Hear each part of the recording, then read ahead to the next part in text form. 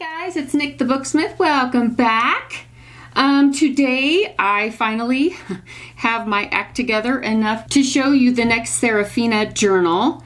And so this is the little tapestry bag that it goes in, by the way. Some of you are new, and if you are not familiar with Seraphina's story, I will link all the other videos down below the video in the description box, and I will also put the story as of now, if it lets me, if there's enough room to, because it's kind of long. If it does not, I will either put it up on Flickr or a link that you can click to and then read it. Does that make sense? Because it'll make more sense if you know her story, because there's some name changes. So anyway, if you have a minute to go check that out, this might make some more sense. Just FYI. We'll wait for you. We promise we won't look at anything until you are back. Okay, so you're back. All right, so this is the bag that Seraphina's journal goes into. So what I'm going to do is I'm going to go ahead and take the everything out, and I'll show you the bag first, because it's a little easier without stuff in it, right? So let me take the stuff out. So the bag is comprised of different tapestries and pashminas, and so you will see a beautiful, richly toned brocade with, it's got like some velvet flocking. It's beautiful. It's beautiful. And on the inside, it has been lined with an Indian pashmina in this gorgeous teal that matches the journal, which is serendipitous. And then these rusty, beautiful colors, the burnt oranges and all that. On the handles, Seraphina has tied some scraps of silks. I will tell you that probably 90% of the fabric scraps and samples and charms and beads and all that kind of stuff, probably super close to 90% of it is going to be not just antique, but close to 100 years old, if not older.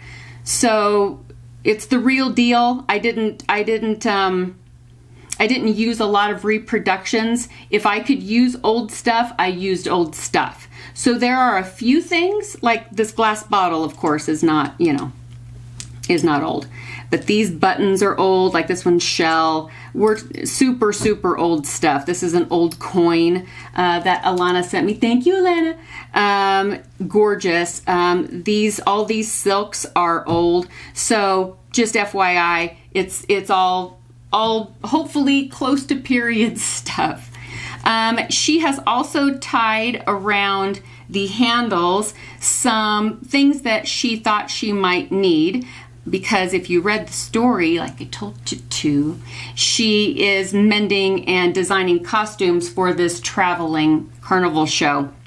And so we have this very, very old crocheted trim here, and some old lace. We've got some recycled silk yarns. And then I've made a tassel out of several different kinds of things. There are a few things in here that are not vintage. Like the seam binding that's not vintage, that's new. But this lace is old, and these silk ties are old.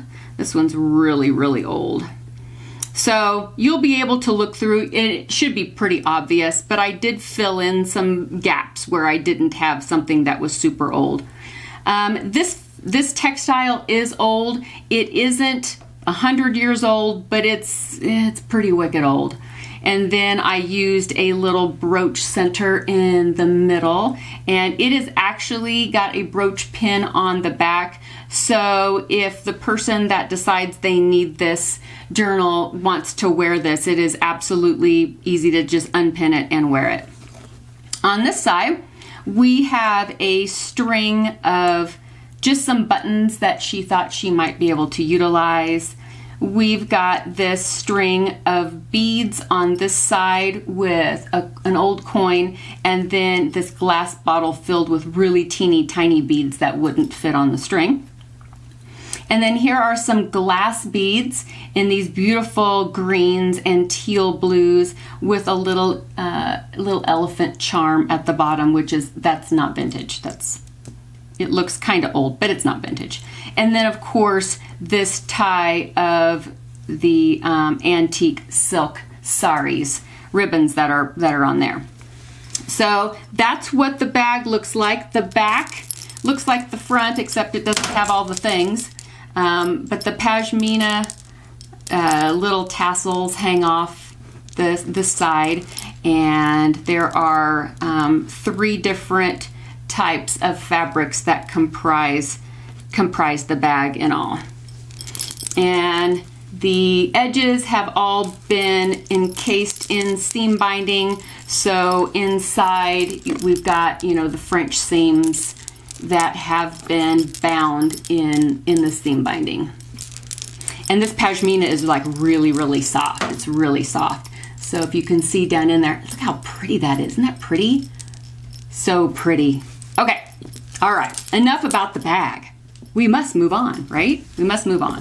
Let me set this aside, and I will show you what goes on the inside. I hope this video doesn't take forever and a day, but it might, because it's a big one. It's a big one, and it comes with another thing. So, as you could tell also by the story, that like we talked about before, Seraphina is mending and designing costumes, and so this is her book of sketches and samples and schedules and receipts and all that kind of stuff. So everything is kept in this book, and so this is made with a vintage linen material, and it is a very coarsely woven linen that has been dyed and aged, so you can see the texture on there. And of course there's fuzzies everywhere now. And I kept the outside fairly plain because there's so much going on the inside. So we kept the outside pretty plain. But it's nice and grungy and dirty, and it's just a perfect color. This is one of my favorite colors. I love this color. And then also along with that comes a sewing box that is made with a textile that has been aged, and so you can see little worn spots everywhere. And so yeah. So should I show this first? I'll show this real quick. So inside the sewing box, it kind of looks like a book from the outside, right?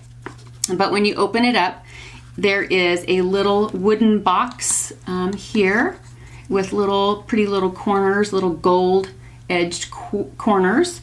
And we have in this pocket here in the front is just a collection of things, some costume ideas, and there's a part of a calendar, and then a advertisement for a sewing machine that she really wants.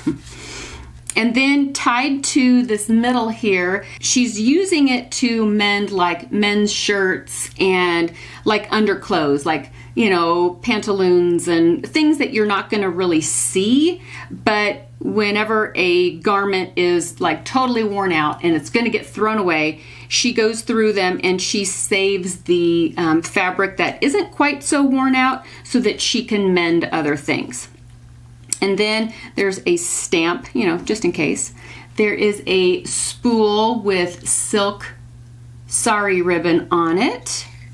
And then we have some old tatting and some old fabric just for mending purposes. So that just gets rolled up and tucked in that little spot there, or wherever you want to put it. It doesn't matter.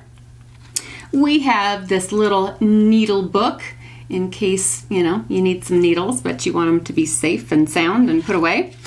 There is a receipt that she shoved in here.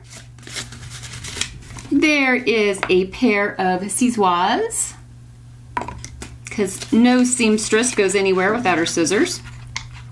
We have in this little section some trims and some different twines and threads and leather cording, and this was just a label off of some of the silk twine that she was using, and a scrap of a sari, little costume edging there, and it has a stamped little number code on both sides, and there's 3 different kinds. This is waxed linen, this is cotton, and this is a hemp cord, if you want to know.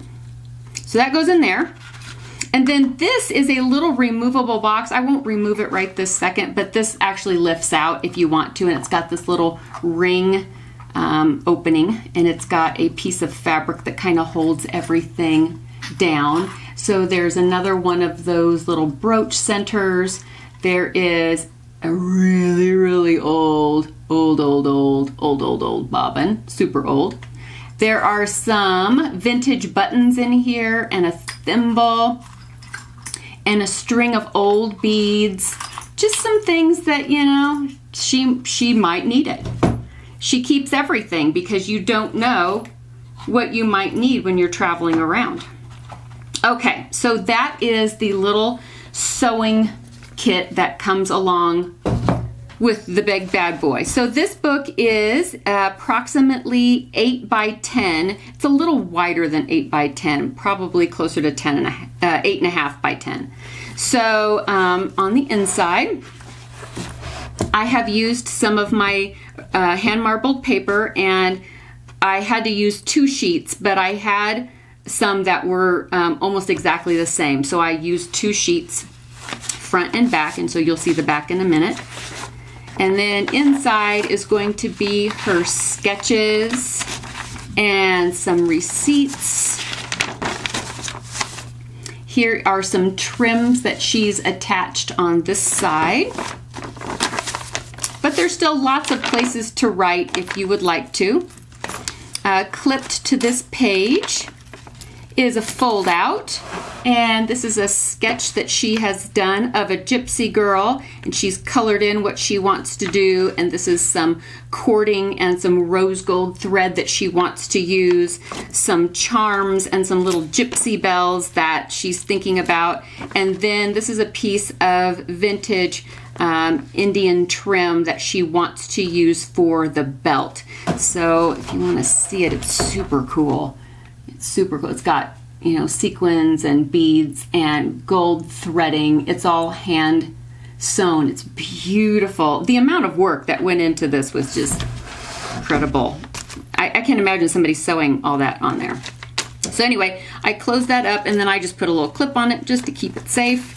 And then all the little charms are held on by pins down here at the bottom. I still have put book pages, and these are actually real ledger pages that I've put in here.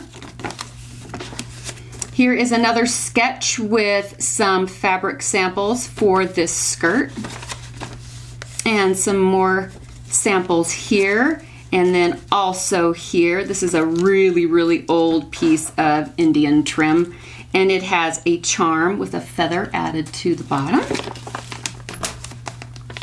And this page had a little rip in it. So we mended it on this side with some fabric. Here is another very old piece of Indian trim that I've added onto the side. More ledger. Another receipt that I've clipped to that page.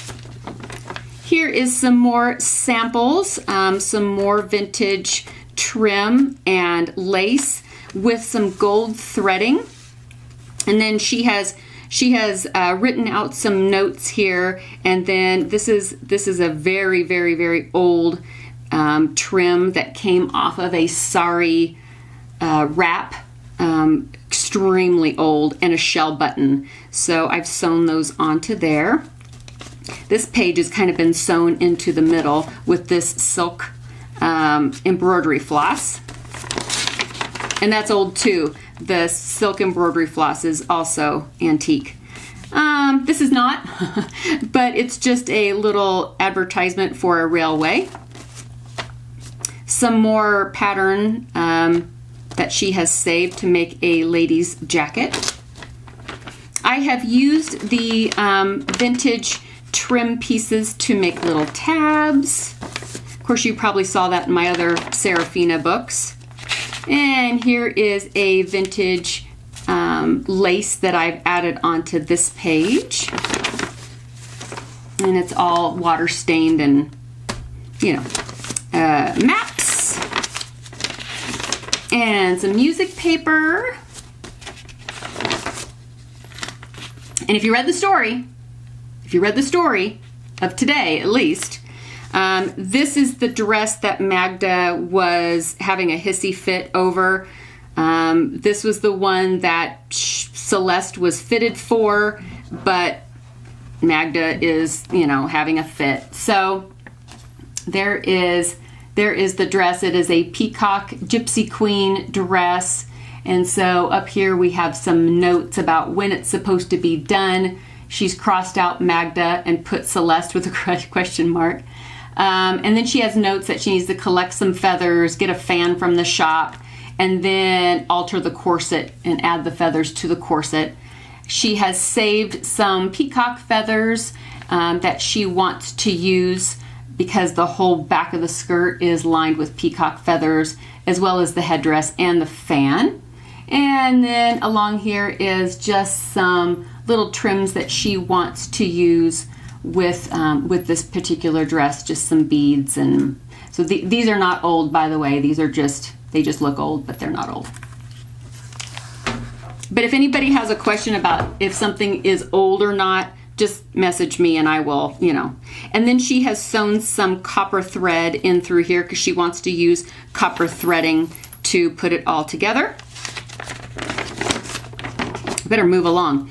This page is a page, it's notes because she wants to make an outfit for Bonnie. So she has chosen from a fashion magazine of the time, this little advertisement for different patterns, and she has picked out this one because this is the one that she colored in. She has Bonnie's measurements here. She has the choices that she wants to use. Here are some antique buttons up in here made from a shell, and then we've got some trim, some silk floss, and this is super old. So this down here, I will have to ask Mary how old that is. Tell me, Mary, tell me. So this is some lacing, but it's metal, and it's sewn with a metal thread with some blue floss in the middle. And it's like super wicked old. It's probably one of the oldest things in the book. And then there's just a little number tag here. And basically I'm saying that it probably references the page that it came out of or the catalog that she wants to order. Anyway, it's just there. And moving along, because we'd better, some more samples.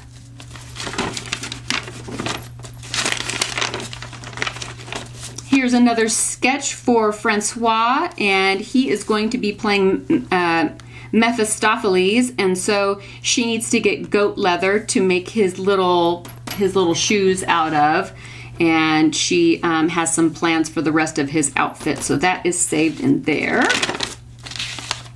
Here is another vintage piece of sari trim with the metal gold threads, and then I've attached this beaded little chain onto the side, so it's kind of like a little, little dangly there.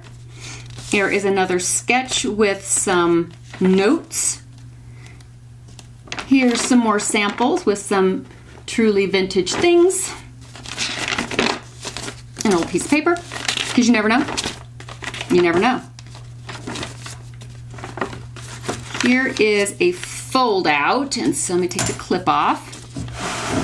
And this folds out this way. And then inside here is some samples that she has saved, because this is another outfit that she's going to want to make. And so she's got her notes here. She's got her fabric samples with her notes. And so that all just tucks in here like this, like so. And then I just clipped it closed like that. If you can hear that, it's thundering outside. So if you hear booms, it's because of that. So here is going to be another sample page, and this is a waistcoat that she's going to make. And down here is the little coin trim that she wants to add to the bottom of the waistcoat. This is a glass blown little leaf, and this is very old as well. I stuck it here because I figured she wanted to do some sort of a little lapel pin that would go on this waistcoat. So that's there. There is a receipt. Here is some more very old crocheted trim with a little bobbity bobble hanging on the edge with a little tassel.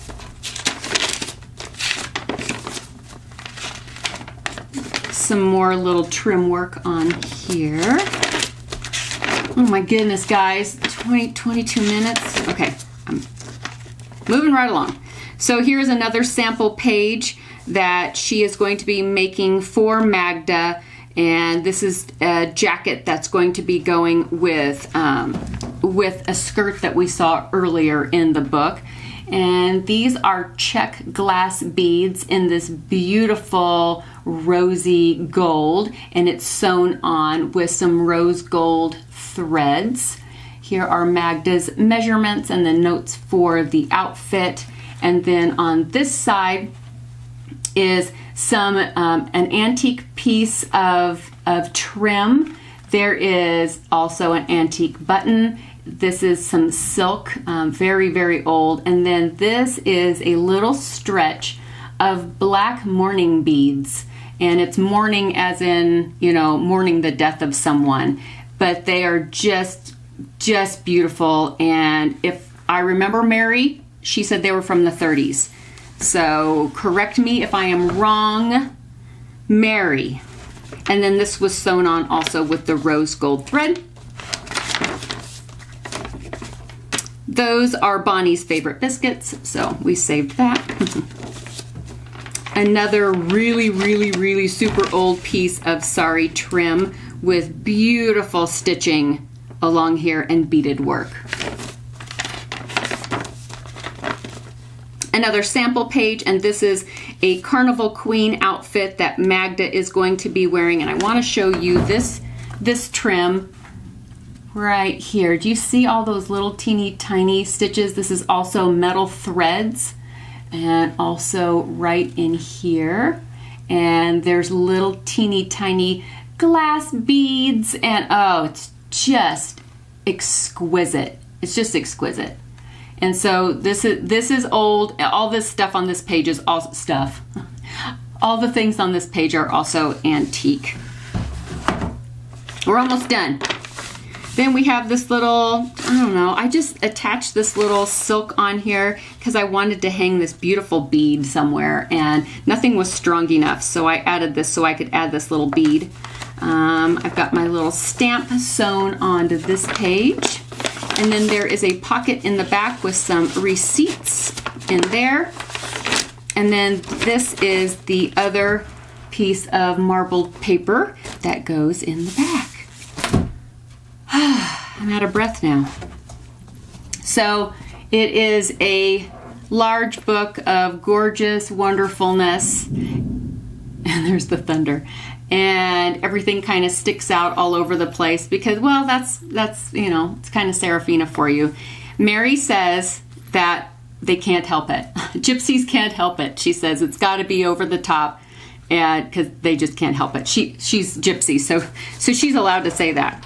So here is the Seraphina journal with the sewing box and our little carpet bag that it goes into.